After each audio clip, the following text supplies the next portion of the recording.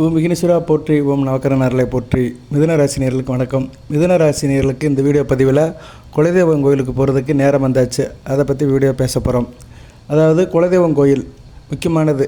நம்ம வருஷத்துக்கு எப்படி ஒரு தடவை குலதெய்வம் கோயிலுக்கு போவோம். சில பேர் மாசி சிவராத்திரி போவாங்க வழக்கமாக. சில பேர் இடைப்பட்ட காலத்தில் போவாங்க. இடைப்பட்ட காலத்தில் இப்போ குலதெய்வம் கோயிலுக்கு போகிறதுக்கு ஒரு நல்ல அமைப்பு வந்திருக்கு. கிரக நிலைகள் அதுக்கு தோதுவாக வந்திருக்கு. ராசியில் குரு பகவான் சுயசாரத்தில் இருக்கிறாரு, 5ஆம் இடத்தை பார்க்குறாரு. பொதுவாக குலதெய்வம் கோயில்னாலே 5ஆம் இடம் தான். 5ஆம் இடம் 9ஆம் இடம் சுபத்தோற்பில் இருந்துச்சுன்னா நல்ல விதமாக பார்க்கப்படுகிறது. ராசிக்கு 9 கூடியவன் அஸ்தமன நிலையில் இருக்கிறாரு. வருகிற ஏப்ரல் 23ஆம் தேதி அவர் அஸ்தமன நிலையிலிருந்து வெளியே வராரு. நல்ல விதமாக தான் பார்க்கப்படுகிறது. அதுபோல் 5 கூடிய சுக்கிரன் ஆட்சி பெறுகிறார். சுக்கிரன் வருகிற 19ஆம் தேதி ராசிக்கு 12ஆம் இடத்துல ரிஷபத்தில் ஆட்சி பெறுறாரு. மாளவிய யோகம். ஸோ ராசிக்கு 5ஆம் இடத்துக்கும் சுப தொடர்பு. 5 கூடையவனும் ஆட்சி பெறாரு. 5 கூடையவன் 12ஆம் இடத்துல ஆட்சி பெறாரு. அதனால் என்ன, குலதெய்வம் கோயில் சில பேருக்கு கொஞ்சம் தூரமாக இருக்கும், அவ்வளோதான். தூரமாக கொஞ்சம் போய் குலதெய்வம் கோயிலை கும்பிடுவாங்க. சில பேருக்கு பக்கத்துலேயும் இருக்கலாம். சரியா நேர்களே? ஏன்னா குலதெய்வம் வழிபாடு என்பது ராசிக்கு 2, 4, 5, 9 இந்த இடங்கள்லாம் சுப தொடர்பில் பெறும்போது குலதெய்வம் கோயிலுக்கு போயிட்டு வரலாம். இப்போ ராசிக்கு 9ஆம் இடத்துல ராகு இருக்கிறாரு. ராகு குரு பார்வையில் இருக்கிறாரு. பரவாயில்ல. சரியா நேர்களே? ஸோ குலதெய்வம் கோயிலுக்கு போயிட்டு வர்றதுக்கு இந்த காலகட்டம் மிகச்சிறப்பாக பார்க்கப்படுகிறது. சரி சார், குலதெய்வம் கோயிலுக்கு போய் என்ன செய்யணும், எப்படி செய்யணும், அதை பற்றி இந்த வீடியோவில் பார்க்க போகிறோம். கொஞ்சம் பொறுமையாக இருங்க. அனைவரும் சப்ஸ்கிரைப் பண்ணுங்கள். வீடியோ முழுமையாக கேளுங்க. பெல் பட்டன் ஆன் பண்ணுங்கள். நோட்டிஃபிகேஷன் வர எல்லா வீடியோவும் பாருங்கள். லைக் பண்ணுங்கள். குலதெய்வம் நம்ம தாத்தா பாட்டான் பூட்டி எல்லோரும் கும்பிட்ட தெய்வம். நம்ம அப்பா வழி பரம்பரையாக கும்பிடு வருகின்ற தெய்வம் தான் குலதெய்வம். வருடத்துக்கு ஒரு தடவைனாச்சும் குலதெய்வம் கோயிலுக்கு போயிட்டு வரணும். சில பேர் குலதெய்வம் கோயிலுக்கு போகிறேன்னு நினைஞ்சு முடிஞ்சு வச்சுருப்பாங்க. வீட்டில் மஞ்சள் துணியில் ரூபா காயின்ஸை போட்டு முடிஞ்சு வச்சுருப்பாங்க. நேர்த்திக்கடனை வச்சுருப்பாங்க. அந்த நேர்த்திக்கடனை செலுத்துறதுக்கும் ஒரு நல்ல நேரம் வந்தாச்சு. குலதெய்வம் கோயிலுக்கு போகிறதுனால பிரச்சனைகள் தீரும். அது நாள்பட்ட பிரச்சனைகள், தீராத பிரச்சனைகள், குடும்ப கஷ்டங்கள், தொழிலில் உள்ள ஏற்ற இறக்கங்கள், காரியங்கள் உள்ள தடைகள் எல்லாமே நிவர்த்தியாகும். சிலர் வீட்டில் திடீர் இறப்புகள் இருந்திருக்கும். அதனால் அவங்க குலதெய்வம் கோயிலுக்கு போகாமல் இருப்பாங்க. ஒரு வருடம் கழித்து போகலாம்னு இருப்பாங்க. சில பேர் 6 மாத கணக்கில் வச்சுருப்பாங்க. ஸோ அந்த கணக்கெல்லாம் தாண்டிடுச்சுன்னா போயிட்டு வரலாம். அதுபோக குடும்பத்தில் பெண்கள் வீட்டுக்கு விளக்கம் ஆகிட்டாங்கன்னா அந்த காலகட்டத்தில் போகக்கூடாது. அந்த நாள் தள்ளி முடிஞ்ச பின்னாடி தான் போகணும். அதாவது ஒரு குலதெய்வம் கோயிலுக்கு போகிறோன்னு நினைக்கிறோம். அந்நேரம் குடும்பத்தில் இருக்க பெண்கள் வீட்டுக்கு விளக்கம் ஆகிட்டாங்க, தூரம் ஆகிட்டாங்கன்னா அந்த டைம் முடிஞ்ச பின்னாடி தான் குலதெய்வம் கோயிலுக்கு போகணும். ஸோ குலதெய்வம் கோயிலுக்கு போகும்போது வீட்டில் இருக்கிறவங்க கொஞ்சம் சுத்தமாக இருக்கணும். சரியா நேர்களே? அது நல்ல விதமாக பார்க்கப்படுகிறது. பெண்கள் சேர்ந்து போகிறதுனால. சரியா நேர்களே? ரைட்டு. இது ரொம்ப முக்கியம். சரியா? இதெல்லாம் கணக்கில் வச்சுட்டு தான் குலதெய்வம் கோயிலுக்கு போகணும். சில பேர் அமாவாசைக்கு போவாங்க, பௌர்ணமிக்கு போவாங்க. ஆண் குலதெய்வம்னா அமாவாசைக்கு போகலாம், பெண் குலதெய்வம்னா பௌர்ணமிக்கு போகலாம். சில நேரம் பொதுவான நல்ல நாள் வர அன்றைக்கி குலதெய்வம் கோயிலுக்கு போகலாம். முக்கியமான பௌர்ணமி, சித்ரா பௌர்ணமி வர அன்றைக்கெலாம் நல்ல நாள். அன்றைக்கெலாம் சூரிய சந்திரர்கள் தங்களுக்குள்ள ஒரு சங்கல்பத்தை உண்டாக்கிடுவாங்க. சூரியன் மேசத்தில் உச்சமாக இருப்பார். சந்திரன் துலாமில் குரு பார்வையில் இருப்பார். நல்ல விதமாக பார்க்கப்படுகிறது. ஸோ வருகிற சித்ரா பௌர்ணமி 1/5/2026 வெள்ளிக்கிழமை நல்ல நாளாக பார்க்கப்படுகிறது. அன்று நீங்கள் குலதெய்வம் கோயிலுக்கு போகலாம்.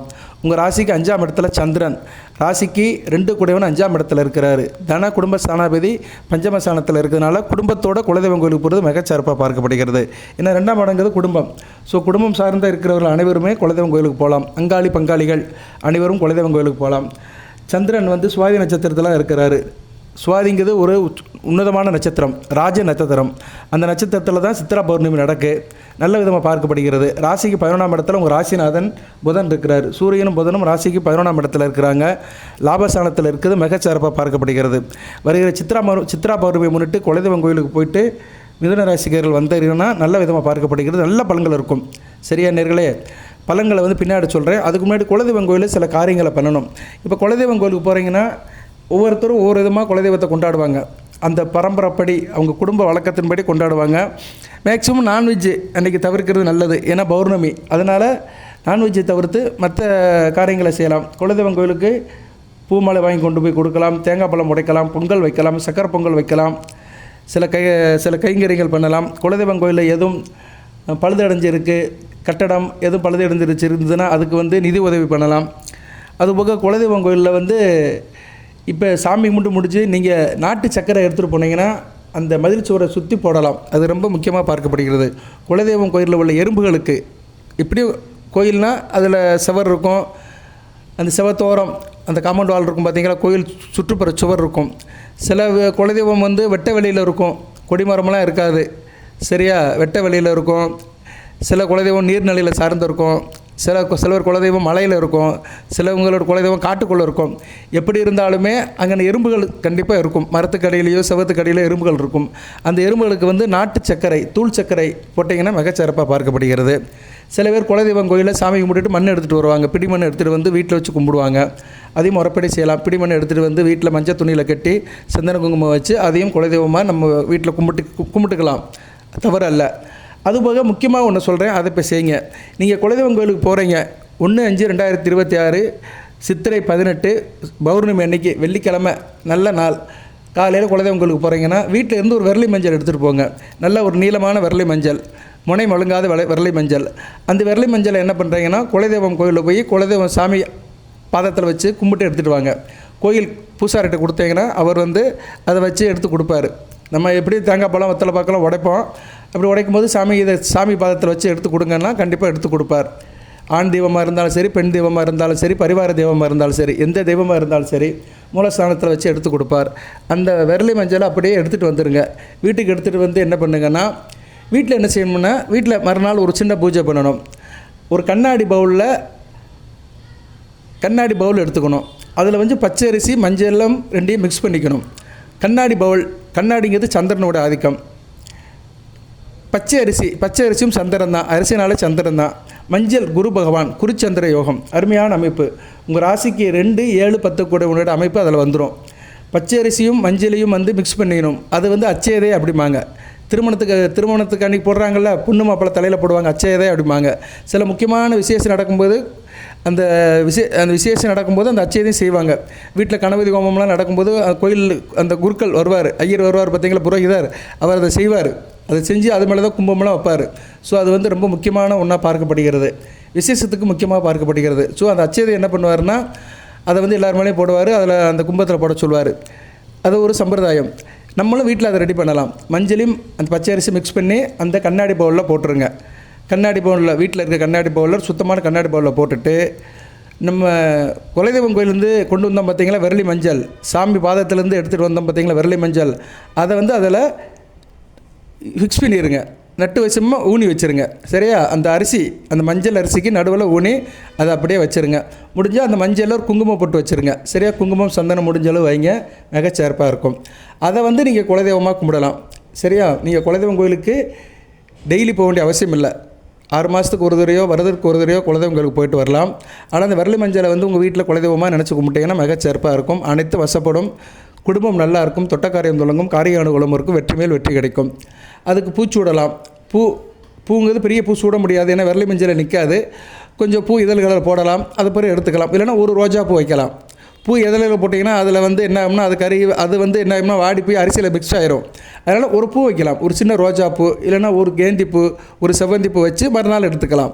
சரியா, அப்படி அந்த பாத்திர சைஸுக்கு ஏற்ற மாதிரி, அந்த விரலி மஞ்சளுக்கு ஏற்ற மாதிரி பூச்சூடி நீங்கள் வந்து நமஸ்காரம் பண்ணலாம், மந்திரம் சொல்லலாம், ஆராதனை பண்ணலாம், தீபாராதனை காட்டலாம், பத்தி தீபம் தூபம் எல்லாத்தையும் காட்டலாம். சரியா நேர்களே, உங்களுக்கு மனம் உகழ்ந்து எல்லா காரியத்தையும் செய்யலாம். அதுக்கு நைவேத்தியம் படைக்கலாம், நல்லபடியாக செய்யலாம். பூஜை ரூமில் அதை முக்கியமாக நீங்கள் வச்சுக்கலாம். ஸோ இந்த விரலி மஞ்சள் வழிபாடு வந்து உங்கள் குலதெய்வத்தின் சார்பாக குலதெய்வத்தை வீட்டுக்கு கொண்டு வந்து நீங்கள் அதை வழிபாடு பண்ணுங்கள், நல்ல விதமாக பார்க்கப்படுகிறது. அதுக்கு உண்டான நேரம் இப்போதைக்கு வந்திருக்கு. வருகிற 1/5/2026 சித்திரை 18 போயிட்டு வாங்க. வாய்ப்பு இருக்கிறவங்க போயிட்டு வாங்க. நேரம் அதுக்கு வந்தாச்சு. குலதெய்வத்தை வீட்டோடு நீங்கள் வந்து வச்சுக்கலாம். சரியா, குலதெய்வம் உங்கள் வீடு தேடி வரும். வீட்டோட குலதெய்வத்துக்கு நீங்கள் ஒரு இடம் கொடுத்து உங்கள் வீட்டோட குடும்பத்தோடு வச்சுக்கலாம். இன்னும் கொஞ்சம் சுத்தபத்தமாக இருக்கணும், அவ்வளோதான். அந்த இருக்கிற இடம், அந்த பூஜை இடம் வைக்கிற இடத்த கொஞ்சம் சுத்தபத்தமாக வச்சுக்கணும். மன சுத்தமாக இருக்கணும், உடல் சுத்தமாக இருக்கணும். சரி சார், இதெல்லாம் செஞ்சிட்டோம், என்ன பலன்கள் கிடைக்கும் அப்படின்னோம்னா, குலதெய்வம் 5, 9 புத்திர பாக்கியம் நல்லா இருக்கும். ஆள் நல்லா அறிவுபூர்வமாக இருப்பீங்க, ஆக்கப்பூர்வமாக இருப்பீங்க, இன்டெலிஜெண்ட்டாக இருப்பீங்க, படைப்பாற்றல் இருக்கும். சரி, அதிர்ஷ்டம் இருக்கும். அதுபோக அந்த மஞ்சள் குரு பகவானுடைய ஆதிக்கம், பச்சரிசி சந்திரனுடைய ஆதிக்கம், ராசிக்கு 2, 7, 10 குடும்பத்தில் பணப்பழக்கம் இருக்கும், பழக்க வழக்கம் நல்லா இருக்கும். கெட்ட பழக்க வழக்கம் எது இருந்தாலும் போயிடும். பேச்சுவார்த்தை நல்லா இருக்கும். ஆரம்ப கல்வி படிக்கிற மாணவர்கள் நல்லா இருப்பாங்க. கையில் காசு பணம் இருக்கும், தனம் இருக்கும். குடும்பம் ஈஸியாக அமையும். திருமணம் ஆதவர்களுக்கு சீக்கிரம் குடும்பம் அமையும். ஏன்னா 7 குடைவன் இங்கே இருக்கிறதுனால சீக்கிரம் தனி குடித்தனம் ஆகும். ஒரு மனிதன் குடும்பம்ங்கிறது 2 இருக்குது. Before marriage, after marriage. Before marriage தாய் தப்பம் கூட இருப்போம். ஆஃப்டர் மேரேஜ் கணவன் மனைவி சேர்ந்து வாழ்வோம். ஸோ ஆஃப்டர் மேரேஜ் நல்லபடியாக இருக்கும். திருமண காரியங்கள் நல்லபடியாக நடக்கும். அது ஏற்கனவே சித்திரை மாதமாக அடுத்து வருகிற மாதம் எல்லாமே திருமண மாதங்கள் தான். சித்திரையில் கூட சில பேர் திருமணம் பண்ணுவாங்க. வைகாசி, ஆனி அடுத்து வருகிற மாதம் எல்லாமே சுப மாதங்கள், திருமணத்துக்கு வேண்டிய மாதங்கள். வைகாசி, ஆனி வர்றதுனால குடும்பத்தில் சுப நிகழ்ச்சிகள் அடுத்தடுத்து நடக்கும். 7ஆம் இடம் நல்லபடியாக இருக்கிறதுனால இணக்கம் நல்லாயிருக்கும். எல்லாத்துக்கிட்டும் நல்லபடியாக பழகுவீங்க. அக்கம் பக்கத்துக்கிட்ட நல்லபடியாக இருப்பீங்க. சொந்த பந்தத்தில் ஒரு இணக்கம் இருக்கும். கூட்டுத்தொழில், பங்குச்சந்தை, ஷேர் மார்க்கெட், பங்குதாரர், அப்புறம் டீம், அசோசியேஷன் எல்லாமே நல்லாயிருக்கும். எல்லாருக்கும் வேண்டியவராக இருப்பீங்க. குருவும் ராசியில் இருக்கிறாரு, மிகச்சிறப்பாக பார்க்கப்படுகிறது. தொழில் மிகச்சிறப்பாக இருக்கும். தொழில், வியாபாரம், பிஸ்னஸ் நல்லா சிலைக்கும். குறிப்பாக குரு சம்மந்தப்பட்ட தொழில்கள், மஞ்சள் வியாபாரம், பூ வியாபாரம், ஆன்மீக பொருட்கள் சம்மந்தப்பட்ட வியாபாரம், பணப்புழக்கம் உள்ளது, ஃபினான்ஸ் பண்ணுறது, வட்டி கொடுக்கறது, நகைக்கடை கொடுக்கறது, நகைக்கடை வச்சுருக்கிறது, அடமானம் கொடுத்து பணம் வாங்குறது, ஸோ ரொட்டேஷன் பண்ணுறது, ஃபினான்ஸ் கொடுத்து வாங்குறது, ஸோ பணம், நகை, மற்ற பொருட்கள் சம்மந்தப்பட்ட வேலைகள்லாம் மிகச்சிறப்பாக இருக்கும். குரு சம்மந்தப்பட்ட காரியங்கள்லாம் மிகச்சிறப்பான வெற்றியை கொடுக்கும். கல்வி அறக்கட்டளை வச்சுருக்கிறவங்க, எஜுகேஷன் ட்ரஸ்ட்டு வச்சுருக்கிறவங்களுக்கு மிகச்சிறப்பாக இருக்கும். ஸோ பலதரப்பட்ட தொழில் பண்ணுறவங்களுக்கும் மிகச்சிறப்பாக பார்க்கப்படுகிறது. இந்த காலகட்டத்தை எடுத்துட்டோம்னா மிதுன ராசிக்கு நல்லா இருக்குது. ராசிக்கு 10ஆம் இடத்துல சனி பகவான செவ்வாய் இருக்கிறாங்க. கர்மஸ்தானம் வலுப்படுறதுனால மிகச்சிறப்பாக இருக்கும். ஏப்ரல் 21ஆம் மேலே சனியும் செவ்வாயும் சேர்ந்து இருப்பாங்க. 2 பேரும் சேர்ந்து 4ஆம் இடத்தை பார்க்கறதுனால தாய் வழியில் சில பிரச்சனைகள் இருக்கும். தாய்க்கு முடியாமல் போகலாம். வண்டி வாகனத்தில் போகும்போது கொஞ்சம் கவனமாக இருக்கணும். சரியா? விவசாயத்தில் கொஞ்சம் டிஸ்டர்பன்ஸ் இருக்கும். விவசாயம், கால்நடை வளர்ப்பு இதில் சில பாதிப்புகள் வரலாம். அதுக்காக தான் அந்த குலதெய்வ வழிபாடு பண்ணிட்டு வந்துட்டிங்கன்னா மிகச்சிறப்பாக பார்க்கப்படுகிறது. அதுபோல் ராசிநாதன் ராசிக்கு 11ஆம் இடத்துல இருக்கிறாரு. மிகச்சிறப்பு தான். சரியா? அந்த காலகட்டத்தில் புதன் 8/5/2026 வரைக்கும் ராசிக்கு 11ஆம் இடத்துல தான் இருப்பார். 11ஆம் இடத்துலேருந்து அவரும் 5ஆம் இடத்தை தான் பார்க்குறாரு. இதுதான் மேட்ச் ஆகாது. உங்கள் ராசிநாதனும் 5ஆம் இடத்தை தொடர்பு கொள்கிறாரு. ஸோ உங்கள் ராசிக்கு சுபகிரகங்கள் 2 கிரகங்களோட தொடர்பு இருக்குது. குருவும் பார்ப்பார், புதனும் பார்ப்பார். அதுபோல் 5 குடையவனும் ராசிக்கு 12ஆம் இடத்துல ஸ்தான பலம், ஆட்சி பலம் அடைவார். சுக்கிரன் ரிஷபத்தில் ஆட்சி பெற்று மாளவிய யோகத்தில் இருப்பார். ஸோ 5ஆம் இடம் நல்லா வலுப்படுறது. 9ஆம் இடத்துக்கும் குரு பார்வை இருக்குது. 9ஆம் இடத்துல இருக்கிற ராகுவும் ஓரளவுக்கு நல்ல நிலைமையில் இருக்கிறாரு. 9 குடைவனும் 10ஆம் இடத்துல உதயமாயிருவார். ஸோ நல்ல அமைப்பாக இருக்குது. 9 குடைவன் 10ஆம் இடத்துல உதயமாகிறது தர்ம கர்மாதிபதி யோகம் நல்ல விதமாக தான் பார்க்கப்படுகிறது. இருப்பினும் சனி செவ்வாய் இணைவு 10ஆம் இடத்துல இருக்குது, பரவாயில்ல. 10ஆம் இடத்துல பாவகிரகங்கள் இருக்கலாம், ஆனால் 2 கிரகங்கள் இருக்குது. செவ்வாய் 6க்கு உடையவன், 6, 11க்கு உடையவன். பாதி பங்கு லாபத்தை கொடுப்பார். சரியா? பாதி பங்கு லாபத்தை கொடுப்பார். என்ன, உத்தியோகத்துக்கு போகிறவங்களுக்கு கொஞ்சம் அலைச்சல் இருக்கும். உத்தியோகத்துக்கு போகிறவங்க கூடுதலாக வேலை பார்க்குற மாதிரி இருக்கும். ஏன்னா 6 குடைவன் 10ஆம் இடத்துல கர்மஸ்தானத்தில் இருக்கிறதுனால உத்தியோகம் பண்ணுறவங்களுக்கு கொஞ்சம் சிரமம் இருக்க தான் செய்யும், இல்லைன்னு சொல்ல முடியாது. ஸோ இந்த கஷ்டங்கள்லாம் தீர்றதுக்கு குலதெய்வத்தை வழிபாடு பண்ணுங்க. வழிபாடு குலதெய்வம் கோயிலுக்கு போக முடியாதவர்கள் வீட்லேயே வச்சு கும்பிடலாம். சரியா? வீட்லேயும் குலதெய்வத்தை நினச்சி நீங்கள் கும்பிடலாம். எப்படி நினச்சி கும்பிடலாம் அப்படின்னா, வீட்டில் அன்றைக்கி அந்த 1/5/2026 சித்திரை 18 அன்றைக்கி வீட்டில் எல்லாருக்கும் அன்றைக்கி வெள்ளிக்கிழமை தான். மதுரை மாவட்டத்தில் இருக்கிறவங்களுக்கெல்லாம் லீவாக இருக்கும். ஏன்னா அன்றைக்கி சித்திரை மாதம் கள்ளழகர் ஆற்றில் இறங்குவார். வைகை ஆற்றில் எழுந்தழுகிறார். சுந்தராஜ பெருமாள் அன்றைக்கி வைகை ஆற்றில் எழுந்தழுகிறார். அன்றைக்கு மதுரை மாவட்டத்தை சேர்ந்தவர்களுக்கெல்லாம் விடுமுறையாக தான் இருக்கும். மற்ற மாவட்டத்தில் இருக்கிறவங்களுக்கு ஒர்க்கிங் டேயாக தான் இருக்கும். நீங்கள் என்ன பண்ணுங்கள், அன்றைக்கி இரவு, அன்றைக்கி பௌர்ணமி முழுக்க இருக்குது. சரியா? அன்றைக்கி பௌர்ணமி நைட்டு 11 மணி வரைக்கும் இருக்குது. சுவாதி நட்சத்திரம் சுவாதி நட்சத்திரமும் இருக்குது. அன்றைக்கி இரவு முழுக்க இருக்குது. சரியா? மறுநாள் காலை 4:33 வரைக்கும் இருக்குது. ஸோ சுவாதி நட்சத்திரமும் பௌர்ணமியும் இருக்கிறதுனால இரவு வெள்ளிக்கிழமை இரவு 8 to 9 சுக்கிர உரையில் வீட்டில் குலதெய்வ படத்தை வச்சு கும்பிடுங்க. ஒரு ரூபா எடுத்து சாமியை நினச்சிட்டு ஒரு மஞ்சள் துணியில் வேண்டிக்கோங்க. மஞ்சள் துணியில் கட்டி, நான் குலதெய்வம் கோயிலுக்கு வரும்போது நான் கண்டிப்பாக காணிக்கை அதில் செலுத்திக்கிறேன் அப்படின்னு நேர்த்திக்கடன் செலுத்திக்கலாம். ஸோ அப்படி செஞ்சுக்கிட்டிங்கன்னா குலதெய்வத்தோட அருள் கிடைக்கும். சரியா? போக முடியாதவர்கள் அதை நீங்கள் நேர்த்திக்கடனை செய்யுங்க. இல்லைனா குலதெய்வம் உருவப்படம் வீட்டில் இருந்துச்சுன்னா அந்த உருவப்படத்துக்கு தீப ஆதாரணை காட்டுங்க, நெய்வேத்தியம் வைங்க. நல்ல விதமாக பார்க்கப்படுகிறது. வாட்டவர் மேபி குலதெய்வ வழிபாட்டுக்கு அந்த மே 1ஆம் தேதி நல்ல நாளாக பார்க்கப்படுகிறது. தமிழ் தேதி சித்திரை 18 வெள்ளிக்கிழமை, சுக்கிர வாரம்தான். நல்ல விதமாக பார்க்கப்படுகிறது. சூரியனும் சந்திரனும் தங்களுக்குள்ளே சந்திச்சுக்கிடுவாங்க. சித்திரா பௌர்ணமி சந்திராதி யோகத்தில் உங்கள் ராசிக்கு 10, 11, 12 இருக்கும். நல்ல அமைப்பு. கர்மம், லாபம், அயன சயன போகம் நல்லா இருக்கும். தொழில் வியாபாரம் நல்லா இருக்கும். அதில் நல்ல லாபம் இருக்கும். கணவன் மனைவி உறவு நல்லா இருக்கும். புத்திர பேர் கிடைக்கும். பிள்ளைகளால் பெருமைப்படுவீங்க. நல்ல ஒரு நாளாக பார்க்கப்படுகிறது. ஓகே நேயர்களே, இந்த வீடியோ இத்துடன் நிறைவு பண்ணிக்கிறேன். இந்த வீடியோ போட்ட நோக்கமே வந்து இந்த குலதெய்வத்தை வேண்டி நீங்கள் எதுவும் காரியங்கள் நினச்சிருந்தீங்கன்னா நீங்கள் அன்றைக்கி போகிறதுக்கு நல்ல நாளாக பார்க்கப்படுகிறது. பௌர்ணமி நாளாக இருக்கிறதுனால குறிப்பாக பெண் தெய்வம் குலதெய்வம் இருக்கிறவர்கள் போகிறது மிகச்சிறப்பு. ஆண் தெய்வம் குலதெய்வமாக இருந்தாலும் போகலாம். பொதுவாக குலதெய்வம்ங்கிறது வந்து துணையோடு தான் இருக்கும். சில தெய்வங்கள் தனியாக இருக்கும், சில தெய்வங்கள் வந்து துணைவுடன் இருக்கும். சரியா? பெரிய சாமினா பேச்சியம்மன் கூட இருப்பார். சில பேருக்கு வந்து பெருமாள் குலதெய்வம் இருந்ததுன்னா மகாலட்சுமி இருக்கும். சரியா? சில பேருக்கு முருகன் குலதெய்வம் இருந்தால் வள்ளி தெய்வானோடு இருப்பார். ஸோ எப்படி இருந்தாலுமே குலதெய்வம் வந்து துணையுடன் இருந்தாலும் சரி, தனியாக இருந்தாலும் சரி, பௌர்ணமி அன்னைக்கு போகலாம். ஆண் தெய்வமாக இருந்தாலும் சரி, பெண் தெய்வமாக இருந்தாலும் சரி, நீங்கள் போகிறது மிகச்சிறப்பாக தரும். அதுக்கு வேண்டிய ஏற்பாடை பண்ணிக்கோங்க. சரியா நேர்களே? நல்லபடியாக போயிட்டு வாங்க. முடிந்த பங்காளிகளோடு சேர்த்து போயிட்டு வாங்க. அண்ணன் தம்பி குடும்பத்தோடு போயிட்டு வரலாம். சகோதர உறவோடு போயிட்டு வரணும். பங்காளியில் போயிட்டு வந்தீங்கன்னா நல்லபடியாக இருக்கும். ஒரு சாமியை கும்பிட்றவங்க சேர்ந்து போயிட்டு வந்தீங்கன்னா மிகச்சிறப்பாக இருக்கும். ஸோ